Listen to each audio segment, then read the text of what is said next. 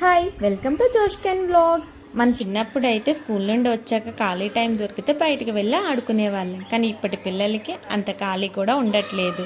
ఒకవేళ ఉన్నా కూడా ఫోన్ పట్టుకొని ఫోన్ చూస్తూ ఉంటున్నారు. సో అలాంటి ఫోన్ ఎన్విరాన్మెంట్ని దూరం చేయడానికి అప్పుడప్పుడు కొన్నిసార్లు ఇలా బయటికి తీసుకువెళ్ళక తప్పదు, ఎస్పెషల్లీ సిటీలో ఉండే ఫ్యామిలీస్.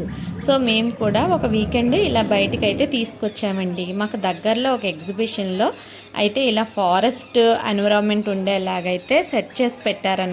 చాలా బాగుంది, చాలా రియలిస్టిక్గా ఉందన్నమాట. అన్నీ కూడా ప్లాస్టిక్తో ఆకులు అంత ఫారెస్ట్ క్రియేట్ చేశారనమాట. చూసారా, యానిమల్స్, అన్ని రకాల యానిమల్స్ అయితే అక్కడ ఉన్నాయి. అవి తల కూడా అటు ఇటు ఊపుతున్నాయి. బ్యాక్గ్రౌండ్లో అయితే వాటి సౌండ్స్ వినిపిస్తున్నాయి అన్నమాట.